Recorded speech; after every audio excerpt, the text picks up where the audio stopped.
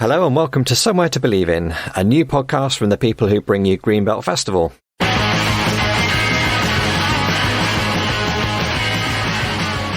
I'm Paul and I'm the creative director of Greenbelt Festival. I'm one of your hosts for this podcast. Hello, I'm Katherine and I'm your other host for Somewhere to Believe In and the programme manager at Greenbelt. If you love very small talk and huge ideas, then this podcast is for you.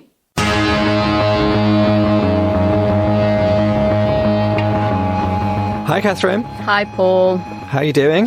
Yeah, I'm good. It's cooled down a little bit because this week has been, it's been a lot, hasn't it? It's been a scorcher, hasn't it? Hotter than July, I was going to say, but we're in August now, aren't we? It's been really, really hot. Very humid. Very humid. You've been away in your campervan though a few times, haven't you? Yeah, I have. My lovely little campervan that has some great quirks. The latest quirk is when you do the window up, it unlocks the door and the door swings open. Wow, is that for extra ventilation? I'm not quite sure what that's for. It's not helpful because it means you can't lock the door and have a window closed, which is the ideal state for a caravan that's being parked somewhere overnight. The campervan that I've got has similar quirks in terms of what opens and what doesn't open and what shuts and what doesn't shut. But yours blows hot air at you as well, doesn't it? Yeah, as you're driving. So even if you went away on a really miserable, cold, damp weekend, you could sort of kid yourself that it was really lovely summer weather when you're in the van. Just when you're driving. And of course, I know your van quite well, Paul, because I lived in it for a couple of months. You did. In fact, you christened it, you gave it its name, Greta. Greta the van. Which is really weird because that Greta was top of our list. If Chantal and I had ever been able to make girls instead of lots and lots of boys, then Greta was top of our list. So it's really nice that you called the van Greta. Ah.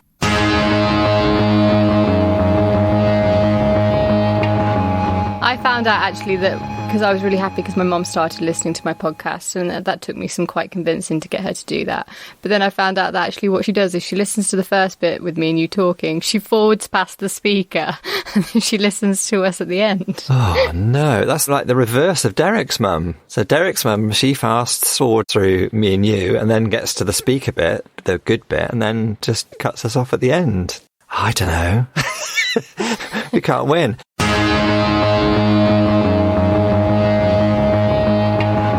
We're recording this and there's lots and lots of news in Scotland and now in England about these results coming out. We're hearing all sorts of just weird stuff around that, aren't we? Yeah, it's a lot of pupils are finding that their grades have been downgraded. And we've talked about systems having biases before in a previous podcast. And this system had a bias built into it that kids in disadvantaged areas are more likely to achieve under the grade that their teachers predicted. So that was kind of included in this algorithm that churned out these grades. And so a lot of kids in disadvantaged areas were underachieving from their mock results and what the teachers said that they should be getting.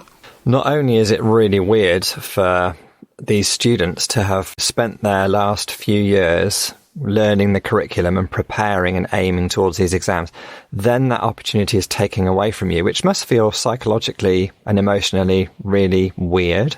And then they're getting these results, which are really varying and often don't seem to be matching up with their expectations, either of them or their teachers. And I think it really highlights, I think we've always had a belief as a country that we have social mobility, so that regardless of what situation you're born into, that won't affect the life that you can have. And I think we both know that that is untrue. And this has just shone a light on that for me. Yeah, and you think that, we hear a lot about algorithms and about how algorithms sort of rule our lives, whether we're on social media or in all sorts of other spheres. And it seems like another example of algorithms, I don't know, messing with stuff that I'm not sure we want them messing with. You live with a story for long enough, you think it's just how things are supposed to be, and you don't realise that you can change it. Yeah, I think that's the sad thing, isn't it? It's that because I guess a lot of what we've been hearing about in this podcast series is we've been hearing from people and we've been hearing stories about how change is possible and about hope is possible. And, you really need that in life as a human.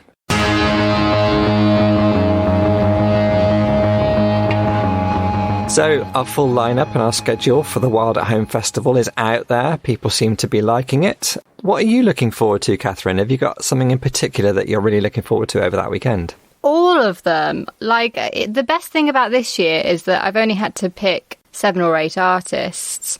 So I just went for all the ones that I love, you love, Greenbelt loves. So they're all fantastic. So we've got Hope and Social, and they're just a band I love because they make great music, they make great feel-good music, and they're just great people. They do like these great community projects, which is bringing people together to all play in a band or to sing, or they're just like wonderful. Ron Artist II, who is an artist that I discovered this year because I booked him for the festival that we couldn't put on. His voice is just incredible. So I'm really looking forward to people being able to hear that. Yeah, all of them. I can't really single them out, Paul. It's just going to be brilliant. But it's quite good, isn't it? You know, this digital space has enabled us to bring in artists from all over the place. Like Ron Artist is going to be coming into us from Hawaii. Chris Matthews from the southern states of America.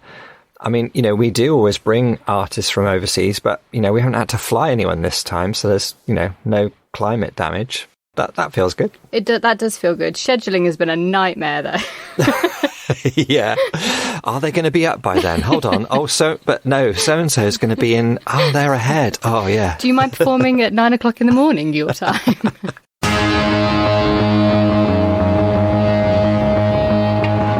I've been trying to read the news a little bit. No, I've been trying to let people tell me about the news more because I started to follow the story of what's happening in Belarus.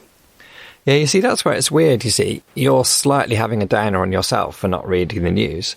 But at the same time, I'm only paying attention to Belarus because you've brought us into contact over the last few years at the festival with Pussy Riot and then the Belarus Free Theatre Company and their Balaclava Blues production. So it's because of what you've programmed and brought to my attention that I have then paid attention to the news, if you see what I mean. So yeah, the Belarus stuff that's kicking off at the moment is really interesting.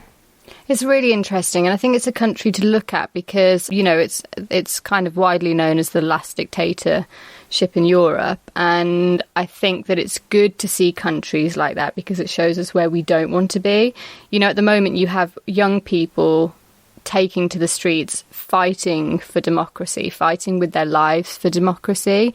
And it's not a fair fight. You know, the police over there are terribly brutal. They are just open firing on protesters with actual bullets. They are just taking protesters off the street and detaining them and not telling their family where they are. They're beating them a lot of times, most times. They're putting them on TV shows and kind of ridiculing them. It's horrific. And all these young people are fighting for is democracy.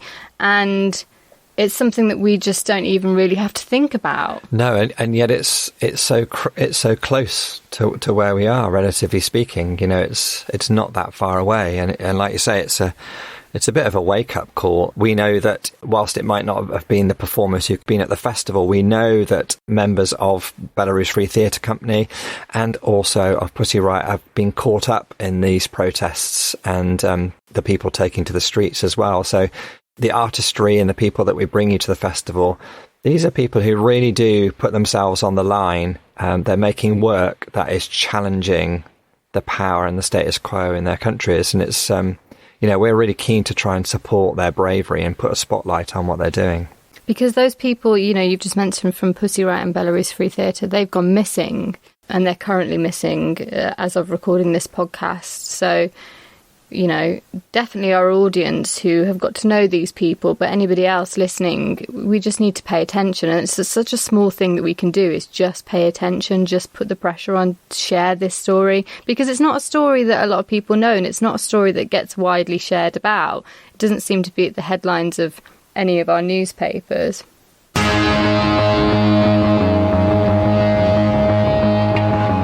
One thing I think that Katherine and I feel really privileged to be able to do at Greenbelt is to be able to connect the festival to stuff that's going on around the world as far as we're able. And most Greenbelters will know that we've had a really, really long-standing, a decades-long concern for Palestine and Palestinians. And again, that's very much in the news at the moment. You know, there was talk of Israel annexing huge parts of the West Bank earlier in the summer. And then suddenly, just as Katherine and I are recording this conversation, news comes out that Israel have suddenly signed a deal with the United Arab Emirates.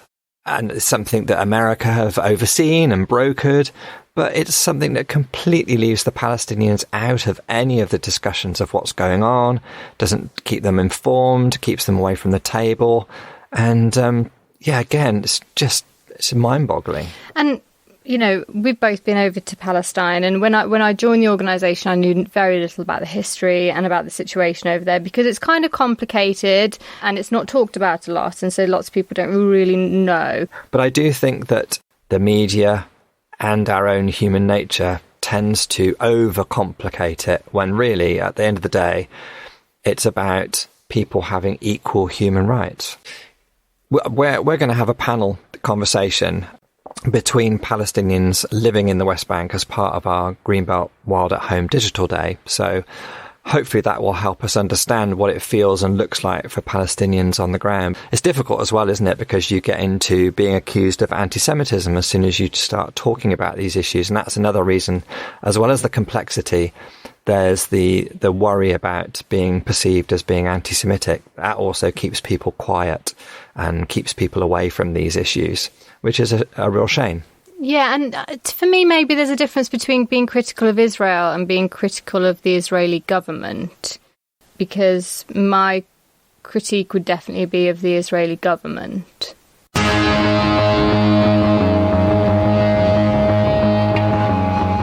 Perhaps we just ought to cut to the chase and welcome our guest for this week, who is Amelia Womack, who's the deputy leader of the Green Party. So anyway, we had a great conversation with her, and let's listen into it now.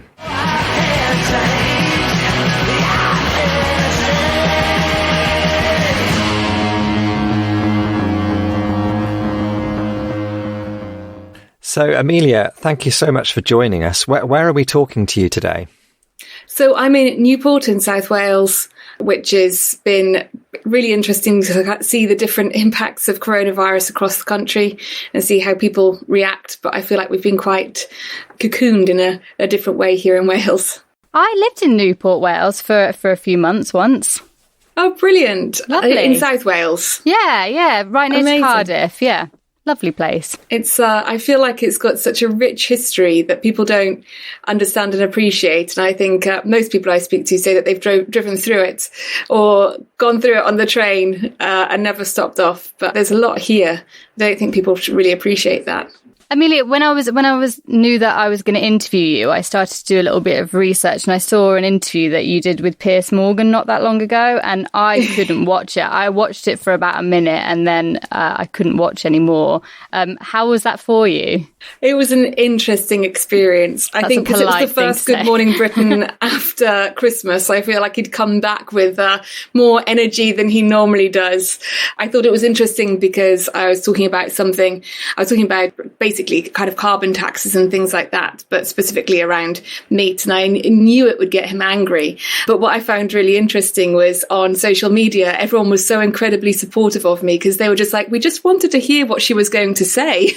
Why did you keep just shouting over her? We actually were quite interested in her point of view. And I got very little negative feedback on social media. It was mostly just people like, can you just tell me what you were going on the TV to actually talk about? Because I didn't get a chance to hear that at all. No, he didn't let you speak. And actually what you were talking about was a tax on meat, weren't you? About trying to reduce our consumption around meat, because that's one of the worst factors in affecting our environment at the moment. Absolutely. And I think it was really important as well, because I wanted to talk about it from a health perspective as well as the environmental perspective.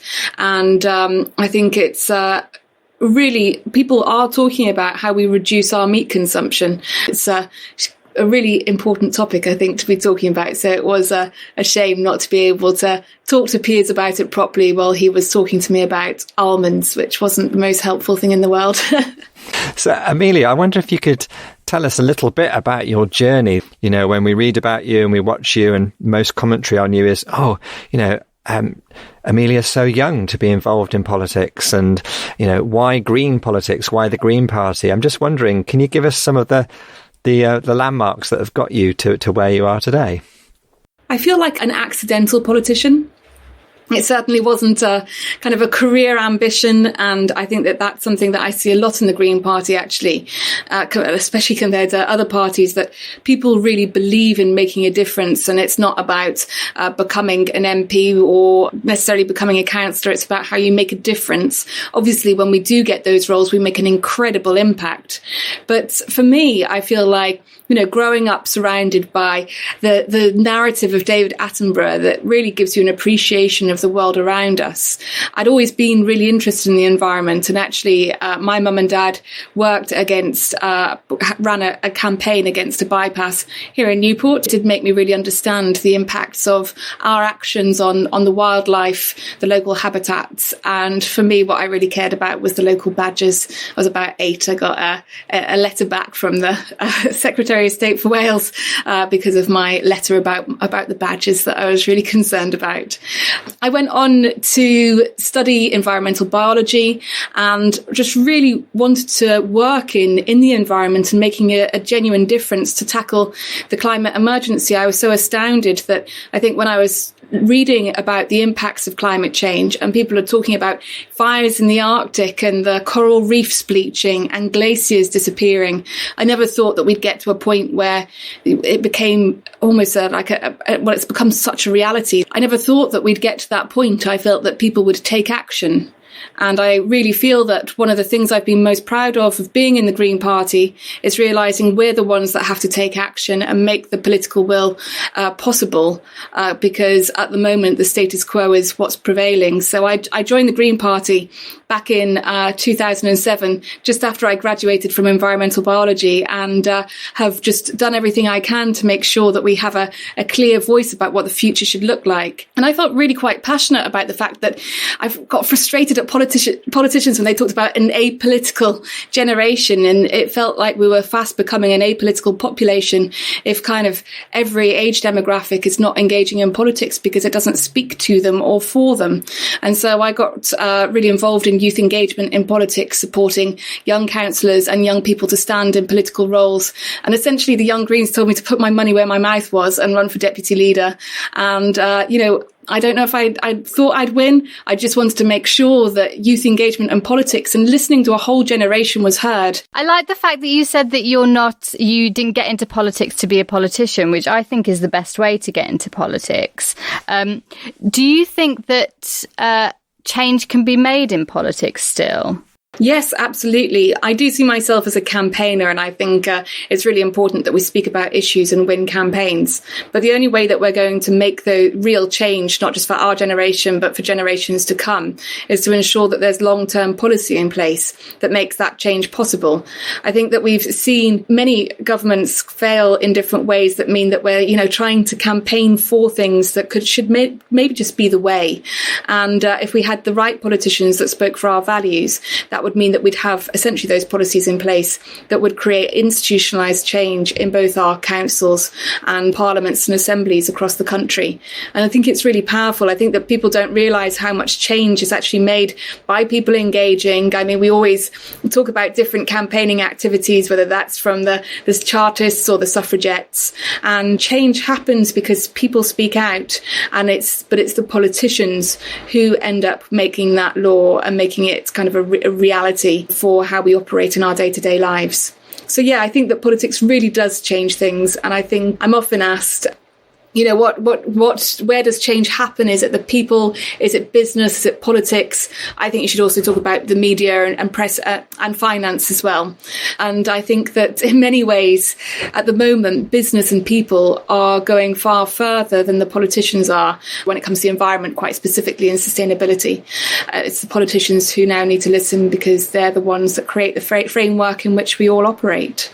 One thing that strikes me is you were saying that, people go into the Green Party because they really want to make a difference, not necessarily because they want to become a big name in politics. And yet I think, the polling shows us that people in this country still vote for a leader or a well-known name or someone who stands out. And do you think that's an issue for the Green Party? I think that we still have leadership qualities, and we still show what a difference Greens can make.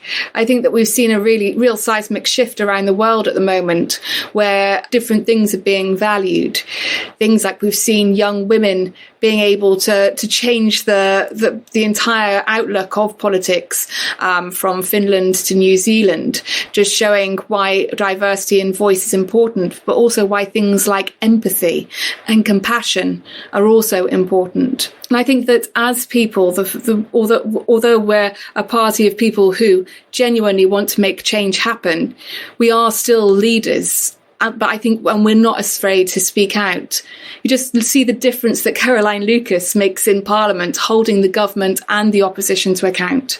I think that you know what you're going to get with a Green far better than some of the other parties. So I actually think that as Greens, we are far more predictable and far more dedicated to a shared vision than other parties. I think with the first past the post system, we've become really entrenched to that idea of we need Her Majesty's government and Her Majesty's opposition, rather than making sure that we have every single vote counted and a variety of voices that represent the broad range of understanding and priorities that we have across the country. One of the talks that I saw you do was at the Oxford Union, where you were talking and kind of calling to arms people to be rebellious to help save our climate. And you also noted people like the Nanas, who we've had at the festival before, as being like an inspiration to you, those people that do take it to the streets and they are causing that change. Do you think there's ever a time when you might cut out of politics because you see maybe more chance of being able to make that change on the street? I think that the two things go hand in hand. And I think that people look at politics and they think it's just, casting a vote every few years. Obviously, we've been doing it more frequently than we've been expecting. A lot more recently, frequently, yeah. There's so much more to politics. The whole point of democracy is that we all have power, and the power of lobbying, petitioning and protesting is all part of that. And I think that we need to have a real appreciation that politics isn't just what happens in Westminster. It's about us all having a voice, all having power, and making sure that we're being heard. The work that the Nanas have done to stop fracking up in Lancashire has been so inspiring, because their motivations are essentially that they've got grandchildren and they want to make sure that climate change doesn't ruin their futures, and being able to talk from that perspective, but also engage with people. I mean, everybody can relate to a Nana and that kind of role of protection that they kind of embody, and that's who they are. They want to be those earth protectors for a generation that doesn't necessarily always have a voice. And I think what they do is know their power and use it so effectively, and I think we can all learn from that. Another person who we had with us at the festival last year was Mike Berners-Lee, who's written this book called No Planet B, and he spoke in a venue that we had called the Hot House, which was dedicated to engaging with climate change issues across the whole weekend. And we thought it might be quite useful just to listen to a very short opening from his talk from last year, where he sets out this idea that climate change isn't a little discrete, set aside little aspect of things, something that we need to think about in amongst everything else, but that it's something that's inextricably linked to everything that we're involved in. And you've used the word values quite a few times as being really important in your Green Party politics and in your motivations. And it's something that Mike comes back to as well, this idea of, unless we're going to get some sort of value shift and values alignment, we're going to struggle to make a difference. So perhaps we could just take 5-6 minutes and listen to that, and then come back to our conversation, if that's okay. Brilliant, thank you. So I'm going to talk mainly from my book, There's No Planet B. And why? Just the background to that book. So I've been working around sort of climate change pretty well full-time for about 15 years or so. And it's pretty clear, if you really want to deal with climate change, it's pretty clear that you have to see climate change as one symptom of something much bigger that's going on. And if we found just a sort of a climate change shaped sticky plaster to go over the climate change problem, it wouldn't be long before humans found themselves up against a whole load of other other problems. Maybe this one. Can you hear me all right, by the way? Yeah, okay, good. So what is that bigger thing that's going on? And some people have this big word for it. They call it the Anthropocene. And I'm just going to use that word to describe a massive change in context in which humans have to operate now.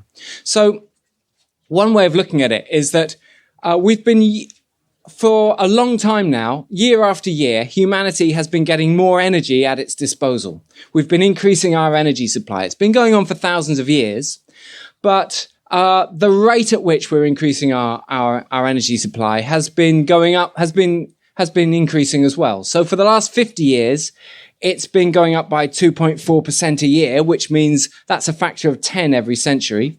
For the 100 years before that, it was only going up at about 1% per year, and before that at a slower rate. But we've been getting more and more energy. And we use that energy to do all kinds of great things. We use it to travel. We use it to keep warm. We use it to make things. We use it to dig things out of the ground. And we're getting ever more efficient in our use of that energy and ever more inventive in all the things that we can do with it. So we're using it to, there's ever more chemicals and bombs that we know how to make and all this kind of stuff.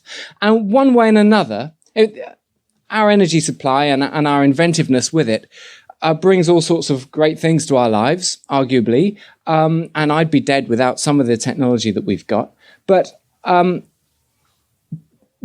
a mixture of accident and design, we increasingly influence the planet that we're living on. And that didn't matter, in a way, a long time ago, because we were still a small species on a big, robust planet, and we could get away with treating the world in that way. And until very recently, that was the case. So 100 years ago, we couldn't smash the whole world up, even if we tried. And we did try pretty hard around that time, and we didn't succeed. Somewhere around 50 years ago, we got to the point where, with a shock, we kind of realized, oh my goodness, we could smash the whole place up if we really did something stupid.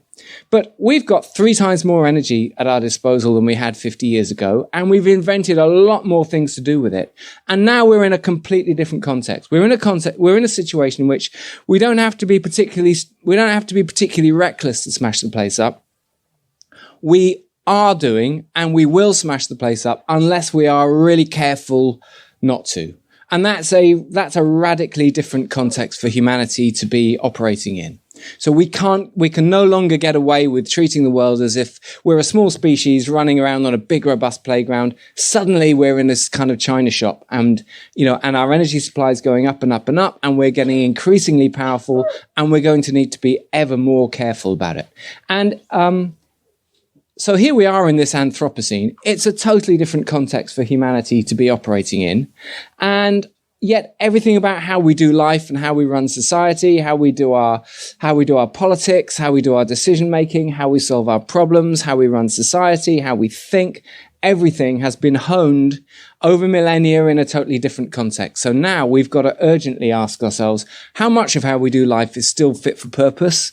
And the bits that aren't, we've got to identify them quickly, urgently, and even more challenging still, we've got to change them. And so here in this Anthropocene, what we're faced with is suddenly a whole range of interconnected, globally systemic challenges. So we can't look at climate change over here on its own and then turn our attention to biodiversity separately, which, by the way, is just as serious as climate change, and then have a look at the food system and ask ourselves how we're going to feed everybody, and then have a look at economics, and then have a look at inequality. And so, if we do these things one at a time, it just doesn't work out. It just doesn't stack up. What we find we actually have to do is we have to have a look at the whole lot all in one go, like it or not. And it doesn't matter how complex you think that is to do, that's what needs to be done. And it's not just the science and the technology and the sort of practical stuff we have to look at. Actually, because it turns out, and here's the good news, if you want a one-line piece of good news from There's No Planet B, it turns out that from a technical and scientific point of view, all these problems are happily very solvable. There is no reason why we can't live better than ever before the only thing that's stopping us is ourselves. We just need to kind of, get our heads around how to do it. So the real question, the nub of the question is, well, what is stopping us? What do we have to do? What has to change about the economics? What is it about our values that we need? What is it about, our politics? What is it about our economics? All these things are inescapably connected into it, and possibly the crunch point of the whole book, really. And it's amazing how many, over the course of writing it, I sat down and talked to a lot of technical experts from all sorts of different fields. And it's amazing how many people would say to me at the end of a long cup of coffee, would say words to the effect of, well, you know what, if we really want to sort all this out, perhaps it all boils down to a values debate. Perhaps it's all about, if we've got these values, then it'll all work out fine. And if we can't find a way of having these values similar to this set over here, then we're going to be in trouble whatever we do. And I think that's exactly where I came to as well. So we'll kind of get onto that. So I think Mike's question that he asks there is, what's stopping us? And from your experience, Amelia, in your life and your work, what do you think it is that is stopping us? What are the barriers to us making the changes that we need to make? It's important to look at the values base. And I think that here in Wales, one of the values bases that I think is really powerful is we have something called a Future Generations Act. That means that every single decision that is made isn't just about our generation, but how it impacts generations to come. And making sure that we are making decisions right now that isn't just about the moment, but about how we protect, preserve, and build something better, essentially, as a result of really reflecting on our impacts on the world. So the barriers to why that happens, in many ways, I mentioned those different areas of, what comes first: people, politics, business, finance, or the media. I think that there hasn't been enough understanding of the climate and ecological emergency. I think that there are many barriers of how politics works at the moment, which is almost kind of talking about GDP for the sake of GDP. And I appreciate that right now in the middle of coronavirus, well, people are losing work and there's so many changes in our society. We're talking about how that's negatively impacting our GDP. But I think when we're looking about what needs to come next, we know that only 6% of people want to go back to what we had before. People keep talking about going back to normal. And I think people are essentially reflecting on, what the hell was normal about it? What was normal about homelessness? What was normal about child poverty? What was normal about not addressing a climate emergency that scientists have been telling us for decades is on the horizon?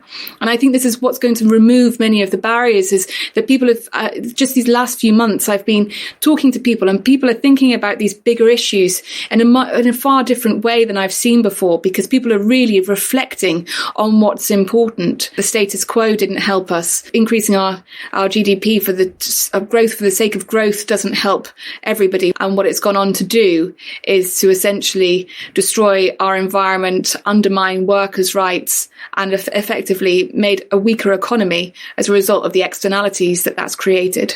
I mean, that all seems to make a lot of sense to me. And, we've got a government in power at the moment that last year declared a climate emergency and then doesn't seem to have reacted to it like an emergency at all. And especially, I think that with the pandemic, there was maybe opportunities to really look at the businesses that we want to bail out, that we want to give money to. Are they treating their staff well? What are their green policies like? But it doesn't seem like anything's really happening with our current government. I think that's true. And I think that we keep hearing people talking about building back better, and our current government have used that narrative and have started to talk about it without really having a vision of what better looks like.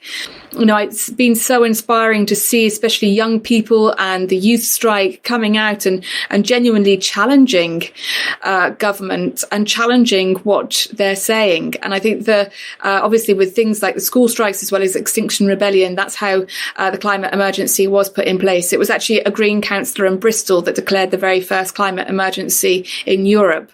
It really did send waves across the Welsh Parliament, the Scottish Parliament councils, as well as our Parliament as well. making sure that we have the right policies for the environment and people is essentially managing risk. Right now, our government is failing to manage that risk. And when you look at the risk management plans that have previously been produced, it's normally about reducing the impacts of climate change, of talking about the impacts of floods and trying to create an emergency response, rather than working to ensure that we reduce the number of floods that might happen as a result of deforestation, habitat, landscape changes, as well as climate change. And you mentioned there, Amelia, about the Green Party councillor in Bristol who was the first to instigate that declaration of climate emergency. I wonder, we've been talking to various guests in this podcast series, and something that seems to be coming through as a bit of a theme for us is, might change come through cities rather than countries? Katherine and I are really interested that Amsterdam have adopted Kate Raworth's donor economics as the way that they are going to build back better out of this pandemic, which obviously is a radically different economic model than the one that we're working with now, one that accords a good, a holistic sort of understanding to the environment at its heart. I just wondered, obviously you're working in party politics and in national policy politics, but do you think that cities actually might be the way forward for us in terms of modelling ways out of this? I think not just cities, but local communities as well. And I think I've always believed in the power of the local and what we can do at a more local level. I think that we're able to discuss and transform so many elements of how our cityscapes, our town, the ways our towns operate, or even on a kind of smaller basis, our villages and rural landscapes work, by actually understanding what people want on that local level. It's always inspiring to see those individuals and campaigners that really use an identity of where they live to make sure that they are able to funnel energy into clear goals and opportunities for their local communities, whether that's talking about climate emergencies, whether that's the role of Black Lives Matter at the moment that has been highlighting local history as well as the needs of local issues that people have exposed racist structures within. Or even when I think about one of the local villages up the road, it's apparently the most high-tech village in the UK because they actually worked as a community to get high-speed broadband to their village first by digging their own ditches and getting it put in place, because they thought that that's what they want, that's what they wanted as a priority. Change has happened on a local level in so many different ways because people have a vision of what they want. And Amelia, I don't think I could have you here without talking about Brexit, because that's obviously the thing that we're going to have to be looking at and dealing with. What do we have to look out for as new trade deals are being made? So I think my biggest fear is not having a clear trade deal with Europe. Europe has had really ambitious policies when it comes to human rights, workers' rights, environmental protection and peace. And I think it is what we've created as a result of that is trade that is a lot healthier for people as well as the environment. As a scientist, I always think it's interesting the way people use the word science to justify how they work and operate. And it's interesting because in Europe, our science is underpinned by the precautionary principle, which essentially says that something isn't good. Let's take chemicals as an example. You can't use chemicals until you prove that it's not dangerous. America says that it's got science that underpins its policy, which compared to Europe, where there are hundreds of banned chemicals, I think it's just 13 that are banned in America, because they say that you can use a chemical until it's proven that it is dangerous. And that kind of framework in which policy is creating means that we are talking about chlorinated chicken. We're talking about different chemicals that could come to the UK, as well as those concerns about the competition laws that mean that we might have to privatise things like the NHS.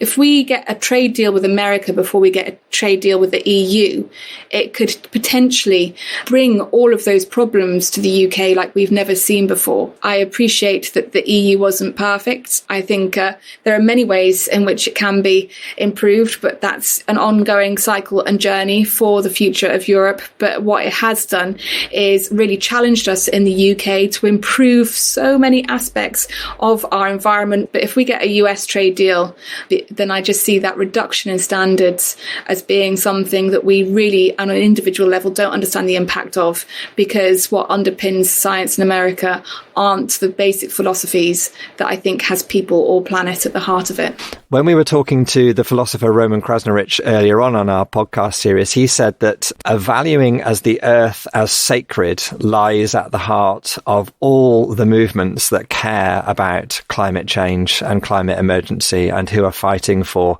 a more environmentally sustainable future for us all.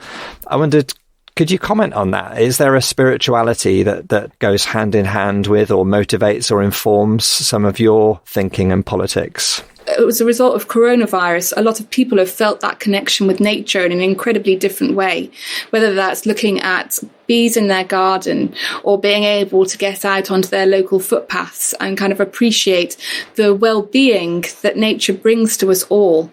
And I think that there are aspects of us understanding how we connect with nature and our environment to as part of who we are and our identity. But beyond that as well, I think green politics is about people and making sure that we are connecting to people, supporting people.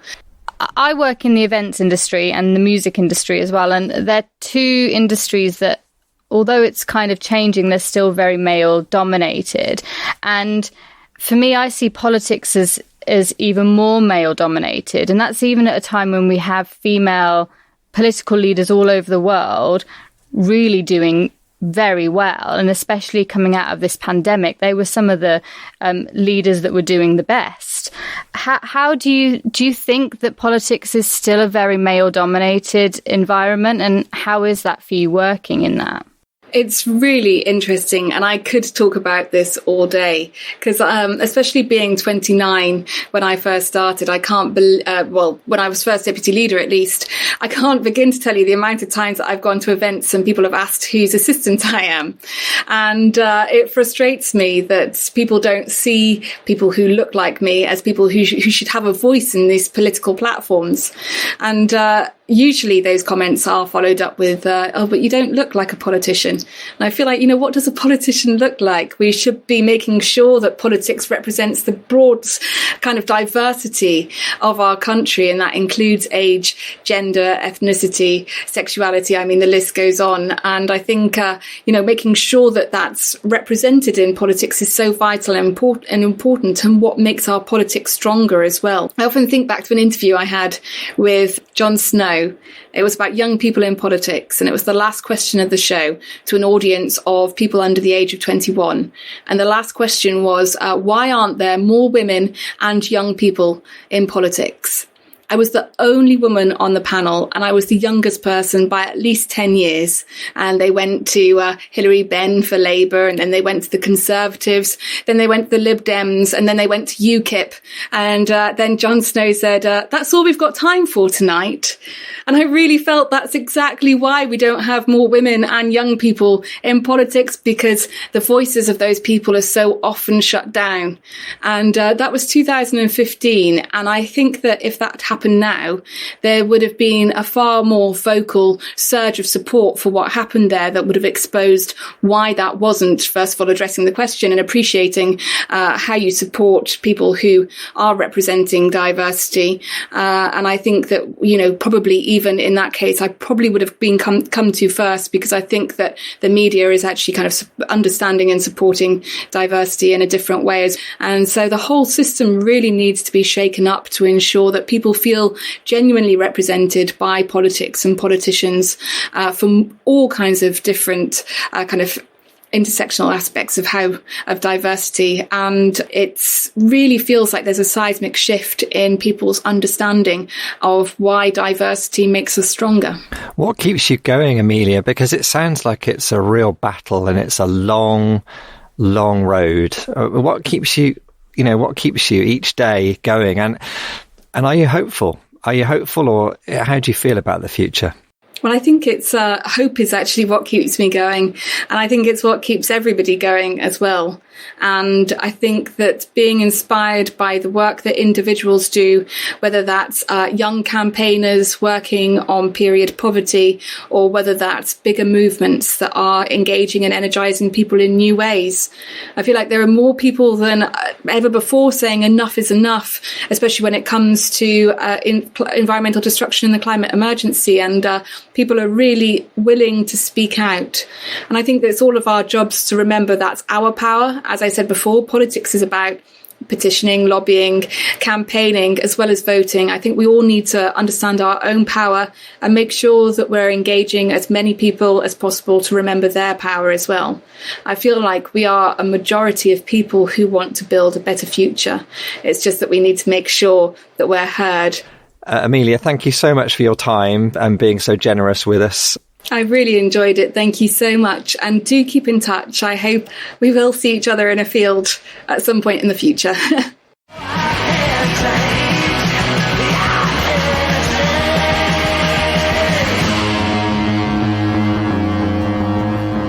So that was great to have some time with Amelia. She's our 7th guest on this summer series of the podcast. Did you enjoy that conversation, Katherine? Yeah, she's great, isn't she? She's very knowledgeable, very clear. You like that bit where I think she described herself as an accidental politician. Yeah, because I think that's how you get into politics, because she went and studied biology and the environment and she's knowledgeable, and then she, goes into that area and then becomes a politician fighting for change. Whereas a lot of times what you get is people in politics that can be one day, Secretary for Education and the next day Secretary of Defence, and you just put them anywhere because they're just a politician rather than somebody that's really knowledgeable in a specific area. Still, I think the British public, we vote for leaders. We do vote for names that we sort of recognise, and I just think it's a bit of a problem when we probably can't even name the co-leaders of the Green Party. I can see what you're saying. I think really that should be a bonus because you're voting for a party rather than you're voting for a person. And that seems to make more sense. And actually, voting for a person is what's got the world in various different countries into a lot of problems. In our current political system, where it's, the first past the post system, it seems difficult to imagine how the Green Party will get a foothold where great people like Amelia and others in the party, like Sian Berry and Jonathan Bartley, the co-leaders, it seems difficult to imagine how they might break through into sort of higher positions of office and influence. Maybe they need to go on Celebrity Apprentice. That is the answer.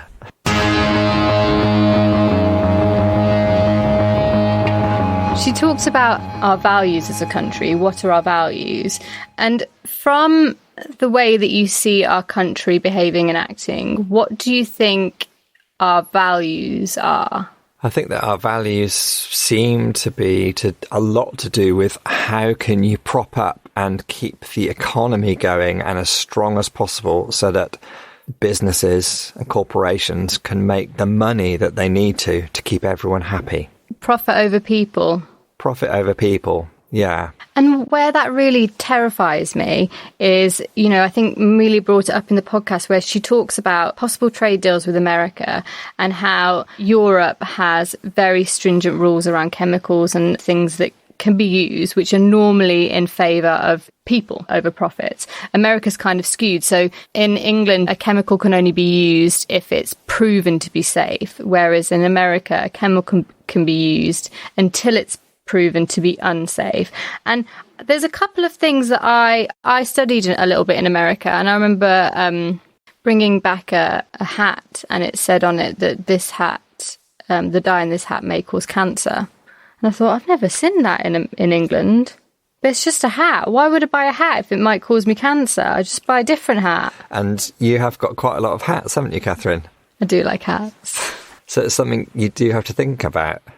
Yeah, I found that really amazing. I hadn't quite, I've heard a lot of talk about chlorinated chicken, things like that. That's the way that the media headline. That's the buzzword, isn't it? Yeah, that's the way it's filtered through to me. But I find it really helpful to understand there's that different sort of culture and approach to science and risk that happens in America than in Europe. I thought, we're told that belonging to Europe sort of is all about bureaucracy and holding us back and red tape. But I'd rather have that red tape if it's about keeping us safe. That term red tape is used so much. That red tape is all linked to our human rights and is all linked to protections for our health. And it's something that Europe's very good at, and it's something that America is terrible at. Those rights and those protections that you talk about really do relate to Amelia's whole work with the Green Party as well, and the environment, because that really does worry me, is once we come out of Europe, will we be as proactively looking to safeguard the sustainability of the environment? Because without that, even if you keep putting profit first, and even if you keep wanting businesses to just keep making more and more money, if our environment isn't working, then none of that works. The thing is, I think that we have a little bit of power with that, because we're the consumers in that. We're the people with the money, and we can see how decisions that we make as consumers can actually start to change policy. And Amelia talks about it a little bit. If we start to only buy clothing that is sustainably sourced, companies will then start to sell clothing that is the same because we're buying it, and we wouldn't buy any of the fast fashion rubbish that's harming our planet. I guess the problem with that, though, Paul, is that normally bad stuff is cheap. That is the big problem. I think that you sometimes there's some people that have the luxury of being able to make choices with their money, and then there's other people that don't have that luxury. And as our economy and as our society grows ever more unequal, then I guess that does strip those rights out of our hands. We don't get to choose.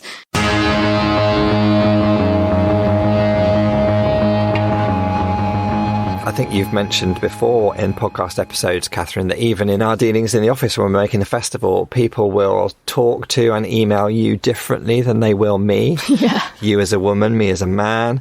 And, that came through strongly with Amelia as well. Her journey into politics hasn't been easy, oftentimes because of her gender. Incredible, isn't it, that it's still happening? I mean, that Piers Morgan interview that you couldn't get into, God, that was awful. How does that make you feel when you watch that? Let alone, what it must have felt like for Amelia, who knows? But what did it feel like to you watching that? I couldn't watch it. I don't know whether it's just because she's a woman, because I think it's just Piers Morgan in general. But I've just seen that so many times where you have a certain demographic of man and you have a woman, and the man is just not listening to anything she's trying to say and is talking over her, belittling her. And that story she told about the end of being on a panel on Channel 4 News, and the question at the end was exactly for her. How do we get young people? How do we get women into politics? And they didn't even come to her on the question.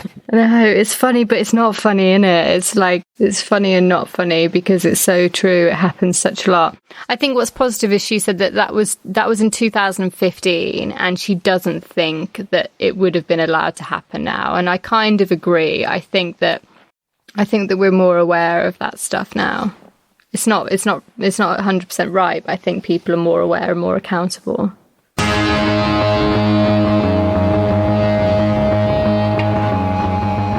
So Amelia's definitely chosen the political route for her wanting to make change, but at the festival she's going to be on a climate change panel for us, and she'll be alongside Skeena Rathore, who is a spokesperson for Extinction Rebellion.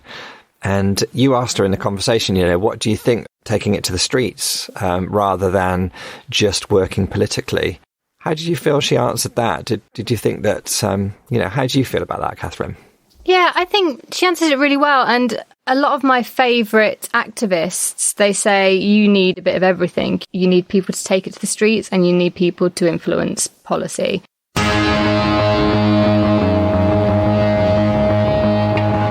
I like the fact that she actually references that growing up watching David Attenborough documentaries actually made a difference to the way that she thought and saw the world. I thought that was really encouraging, positive. It makes you fall in love with the world. When you fall in love with something, you're going to take care of it. Wow, put that on a T-shirt. And I guess that's what we try and do at the festival. I always think that the best like artists, the good artists and musicians and poets, they kind of make you fall in love with your human race again. They make you fall in love with yourself, and they make you fall in love with each other. It kind of is something that speaks directly to your soul. And I think that happens with the David Attenborough documentaries. There's something about them that just awakens something within you and makes you feel connected to that. Because I don't know about you, but, I live on a housing estate. I don't have a lot of green around me. I've got a lot of roads around me. There's a lot of concrete. I live in the Black Country, so it's very industrial, very concrete. And it's hard to fall in love with your surroundings. And so it's hard to know what you're fighting for.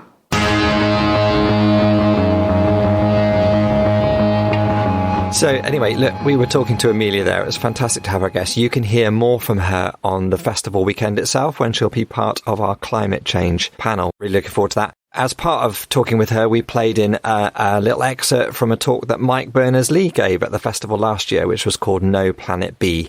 And just a quick reminder, all of our recorded talks are currently available for free on our website, and there's over 1,500 of them. So how can people keep in touch with us, Katherine, and let us know what they're thinking about the podcast and what they're looking forward to at the festival? You know that I still haven't learned what our social media handles are, so I don't know why you're asking me. Oh, go on, give it a go. Give it a go. Episode 7. Okay. 7 is your lucky number. So on Facebook, we're called Greenbelt Festival. On Twitter, we're at Greenbelt Festival. On Twitter, we're just at Greenbelt. We should standardise it. It's our fault. It's not your fault. We should really standardise it. It's very confusing. On Twitter, we're at Greenbelt. On Instagram, we're at Greenbelt Festival. And you can get in touch with us on our email account, which is stbi@greenbelt.org.uk. And do you know what? When we set that email address up, Paul Truman, who helps us script some of these podcasts when he's not on holiday like he is at the moment, anyway, I'll get over it. He said that STBI would be really easy to say and remember, but every time I say it, I get the letters in the wrong order. It's not. I get the letters in the wrong order all the time. I find those things quite hard.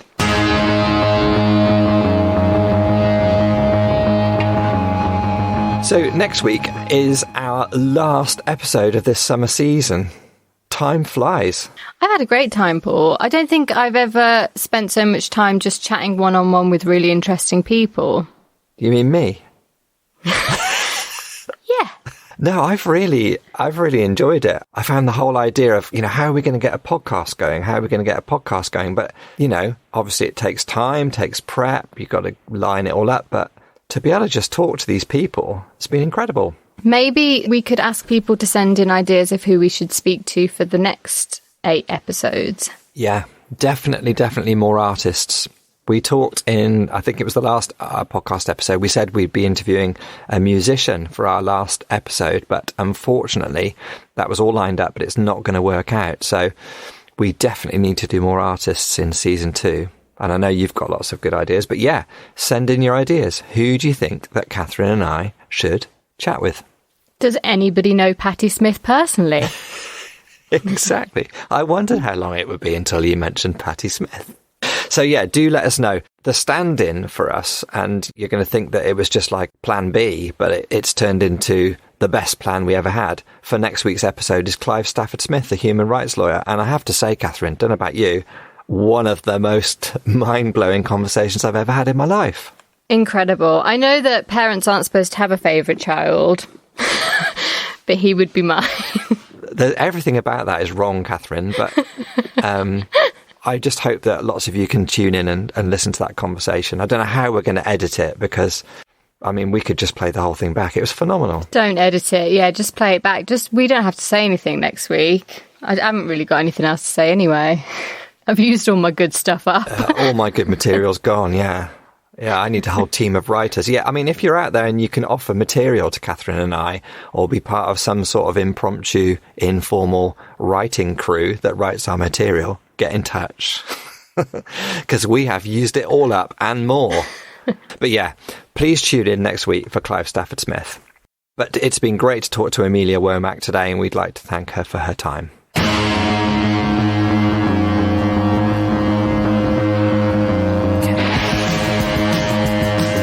Thank you to Daisy Ware-Jarrett for producing us and making this all happen. And thanks to Paul Truman on our staff team as well. We'd also like to say a big thank you to Lee Baines of Lee Baines III and the Glory Fires for letting us use his amazing track, I Can Change, for the theme tune on our podcasts.